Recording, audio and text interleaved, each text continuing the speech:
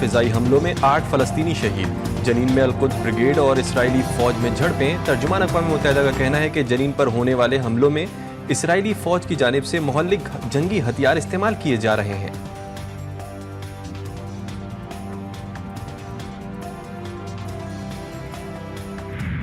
लबनान में इसराइली फौज के इंसानियत सोज मुजालिम वस्ती लबनान में फिजाई हमले में मजीद 20 अफराद शहीद। लबनान में जारी जंग के बायस लाखों अफराद बेघर। इसराइली बर्बरियत से मजमूई शहादतों की तादाद 3000 से तजावुज कर गई। 13,000 से जायद अफराद जख्मी।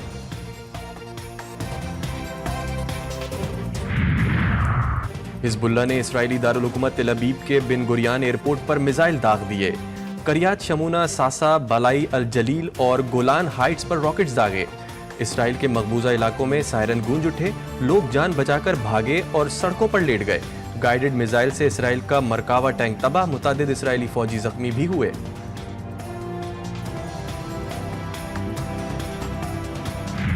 ट्रंप दूसरी इनिंग खेलने को तैयार। मुखालफिन ने डाल दिए हथियार। अमेरिका के सदारती इंतखाबात में डोनाल्ड ट्रंप कामयाब। डेमोक्रेट्स को बड़ी शिकस्त। 9 मुंतखब सदर का जारी जंगें खत्म करवाने का ऐलान। विक्ट्री स्पीच में कहा, अमेरिका में नई तारीख रकम करूंगा। अमेरिका को दरपेश तमाम मुश्किलात को हल, टैक्स कम करूंगा। अवाम के हुकूक के लिए लड़ूंगा। डोनाल्ड ट्रंप ने जेडी वेंस को नायब सदर बनाने का ऐलान भी कर दिया।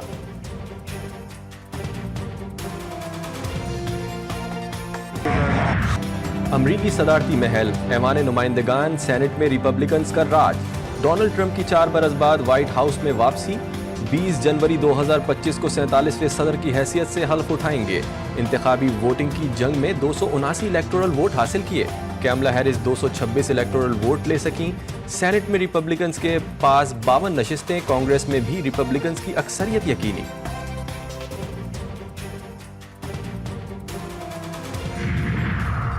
अमरीकी इंतखाबात में पाकिस्तानी निसाद अमरीकियों की कामयाबियां।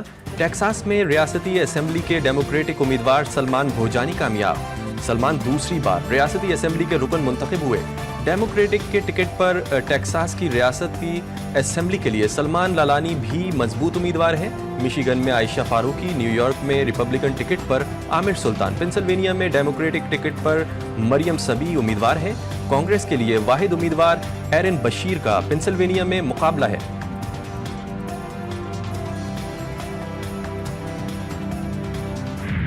सदारती इलेक्शन में ट्रंप की कामयाबी। इनके करीबी दोस्तों के तहनीती पैगामात आने लगे। भारतीय वज़ीर आज़म ने तो पुरानी मीटिंग्स की तस्वीर भी शेयर कर दी।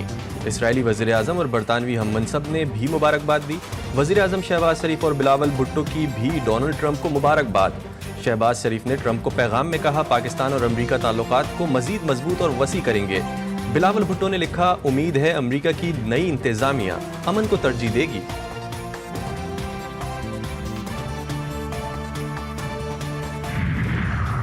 ट्रंप की जीत उनके जंग रोकने के दावे का इम्तिहान है।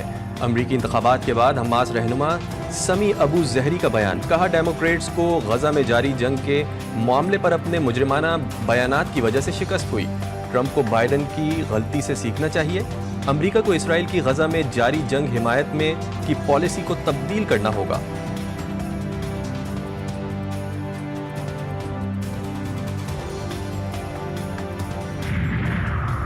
ट्रंप के सदर बनने पर ईरान का रद्द अमल।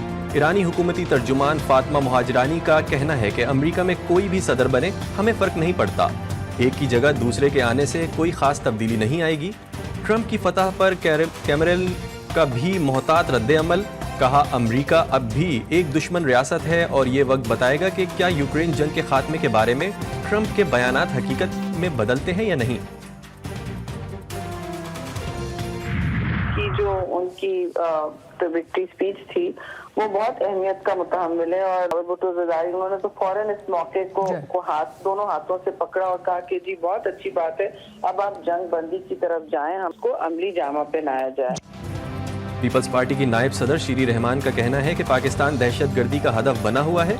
प्रोग्राम जीफ और गरीदा में गुफ्तगू में कहा कि नौ मुंतखब अमरीकी सदर डोनाल्ड ट्रंप की विक्ट्री स्पीच इंतहाई अहमियत की हामिल है। ट्रंप के बयान को मौका समझा जाए।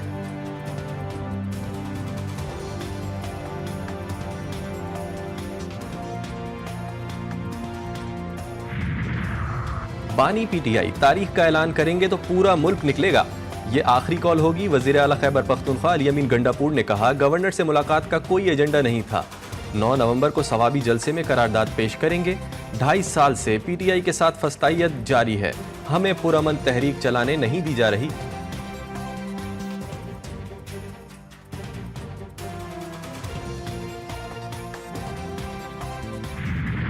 पंजाब में आज भी धुंध का राज रहा। लाहौर का आलूदा तरीन शहरों की फहरिस्त में पहला नंबर।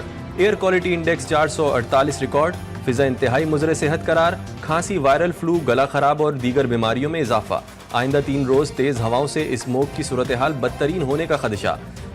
सूबाई हुकूमत का ग्रीन लॉकडाउन बढ़ाने का फैसला। लाहौर, गुजरांवाला, मुल्तान, फैसलाबाद डिवीजन में हायर सेकेंडरी स्कूल 17 नवंबर तक बंद। घरों से बाहर मास्क लाजमी करार। सीनियर वजीर मरियम औरंगजेब कहती हैं, तमाम सरकारी और प्राइवेट दफातर में 50% तक लोगों को काम की इजाजत होगी।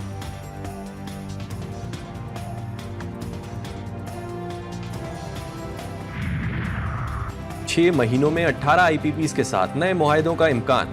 हुकूमत का बगास पर मबनी पावर प्लांट्स के साथ टैरिफ में कमी के लिए मुआहदे का ऐलान। कहा, 1994 और 2002 की तवानाइयों पॉलिसी के तहत कायम करदा 18 आईपीपी से बिजली की खरीदारी के मुआहदों पर नजरसानी करने में 4 से 6 माह का वक्त लग सकता है।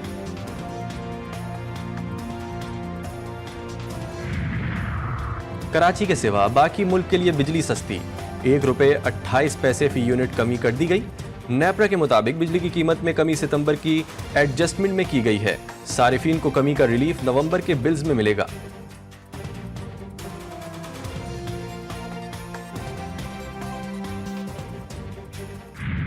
कराची के शहरियों की जिंदगियां सस्ती हो गईं।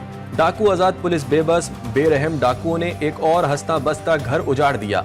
डिफेंस फेज 5 तौहीद कमर्शियल में डकैती मज़ाहमत पर 45 साला सईद कत्ल। मकतूल रकम निकलवा कर घर वापस जा रहा था। पुलिस ने वाक़े की रिवायती अंदाज में तहकीकात का आगाज कर दिया। शहर कायद में रवां बरस से अब तक 106 अफराद डकैतों का निशाना बन चुके हैं।